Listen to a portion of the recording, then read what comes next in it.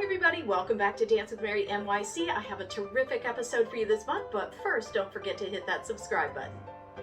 In this month's episode, we're going to show you how to stretch out pointe shoes or answer the question, can you stretch out pointe shoes? And the answer is absolutely yes, you can.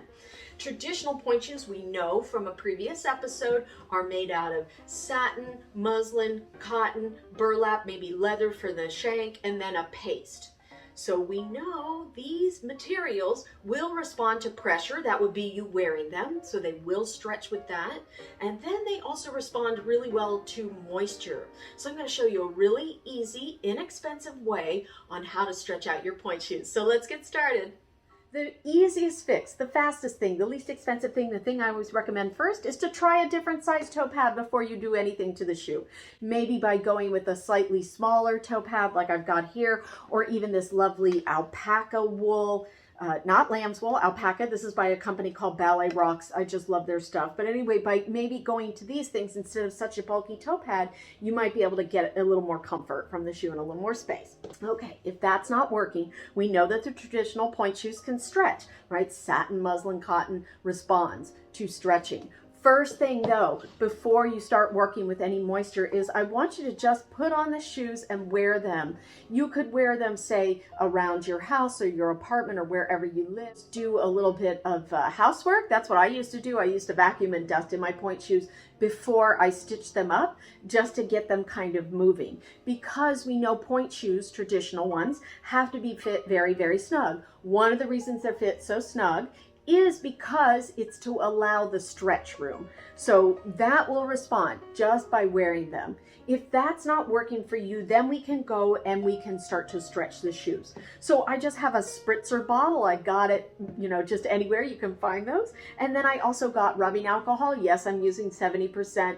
You don't really need to use 70%. I'm just using that. But I got that, and I'm going to mix my spritzer bottle. I'm going to do 1/4 water and 3/4 rubbing alcohol. And the reason I'm doing the rubbing alcohol is because it dries faster.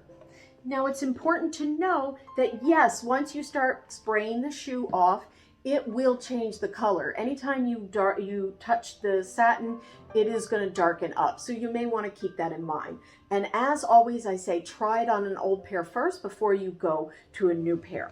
I'm just going to take this tray away. I'm going to leave my spray right there. And then I'm going to also get some paper towels just in case you want to keep your floor clean or your dance floor clean. And then I suggest you wear the shoes while you're doing it. I'm going to demo this without wearing the shoes just so you can see it really well. Really important that you wear the shoes as you're spraying and wear them after you spray. If you spray and don't wear them, they are going to shrink. Okay, so the idea is you're trying to get all the materials to stretch. So where you want to spray them. The first place is you're going to start on the ball of the foot. And you can see by my spraying here, I'll hold it up so you can kind of see it has already started to change the color. That's okay, don't panic, it's going to be okay. And you go ahead and spray all around the ball of the foot. Now you can even, if you want to be a little less aggressive, so if you want to kind of go less aggressive, you can spray on your hand and then you can start to rub on the shoe with your hand.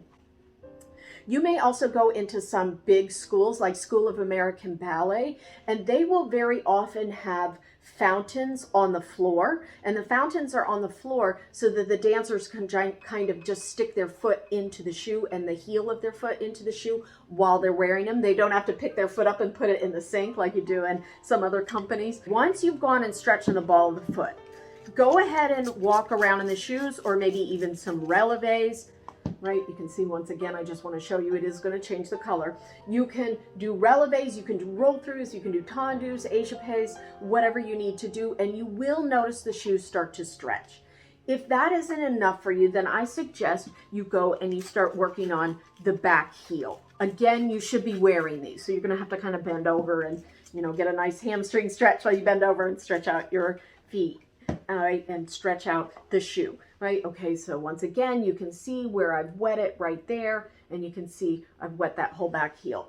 If that isn't enough, again, we get a little more aggressive. So this we know from our anatomy lesson on pointe shoes is that's the side quarter. You can soak the entire back quarter and then wear it for a class or wear it for rehearsal, or wear it for just walking around the house, and that is going to stretch the shoe quite a bit. It might be a little harder to wear it for a rehearsal because it's a little wet. You want to be careful of the other dancers and not make it treacherous for them. Okay, say this maybe isn't enough for you. What you can start to do is peel the shoe open, right, and then start to spray that.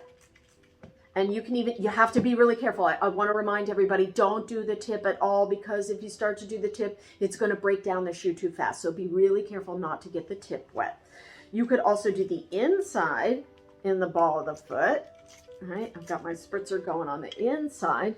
You can see that right there on the ball of the foot right there.